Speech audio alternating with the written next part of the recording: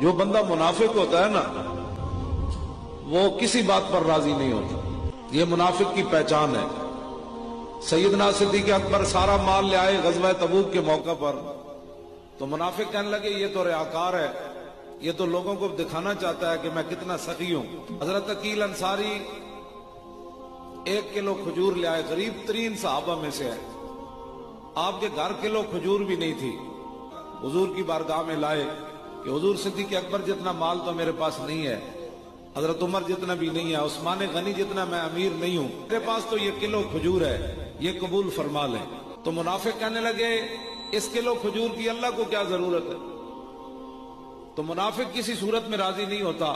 ہم گھر میں بیٹھے رہتے تو لوگوں نے کہنا تھا یہ مولوی حرام خور ہیں, دین کا نام کا کھاتے ہیں. جب اوکھا وقت آیا تو یہ نکلے نہیں ہیں. جب ہم فیض آباد چلے گئے تو کہا کہ ان کے تو